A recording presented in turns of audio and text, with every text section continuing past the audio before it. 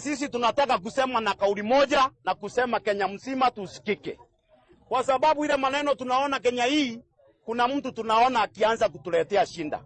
Kuna mtu anaitwa Rigathi Gachagua. Mimi nataka nikuambie hii maneno ya kuja kutapika Meru, na wewe ulikuwa kiongozi miaka miwili ukiwa naibu wa rais.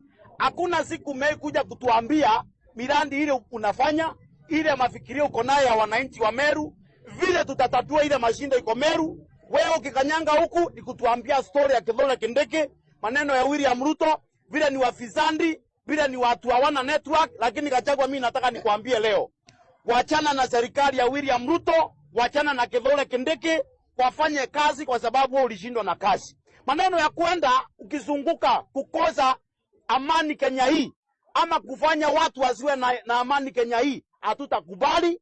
Tutaanzana na wewe. William Ruto aendelee na kazi yake wakiwa na Kithure Kindiki, sisi tukufuate nyuma mbele, tuhakikishe umerudi kwa bibi yako, kwa sababu wewe ulipatiwa kazi. Ile kazi ulipatiwa ulishindwa kufanya.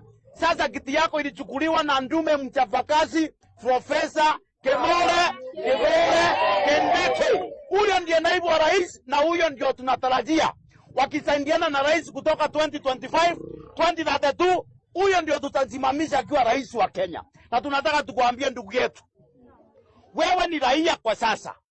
Ile biashara unafanya tutaikomesha, kwa sababu Kenya tunataka amani, wananchi wanataka maendeleo.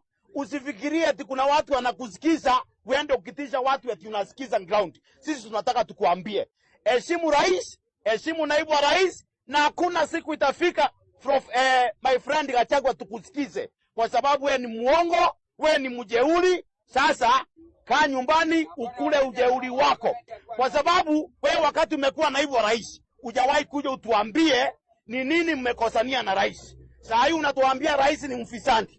Unaambia watu eti tukichagua William Ruto tena tutaanza kuvaa vinyanza. Wewe nataka nikuambie mtu anaitwa Rigathi Gachagua, rudi kwa bibi yako ukahubiri ukabila huko, kwa sababu hii Mount Kenya sio yako tena. Na kama unafikiria kuna mtu utaambia asikie, hakuna mtu atakusikiza, kwa sababu wewe ulishindwa na kazi yako. Maneno ya Profesa Kithure Kindiki, tunataka Kithure Kindiki aongeleshwe kwa heshima. Si eti mtu akitaka kutukana Kithure Kindiki, kukasifu Kithure Kindiki ili naibu wa rais awasikize, mnafanya njama ya vile mtampiga awasikize. Profesa Kithure Kindiki, kaa imara, kaa naibu wa rais, kaa kama kiongozi wa taifa. Maneno ya siasa ya huku kwa vijiji isikupotezee wakati. Na sisi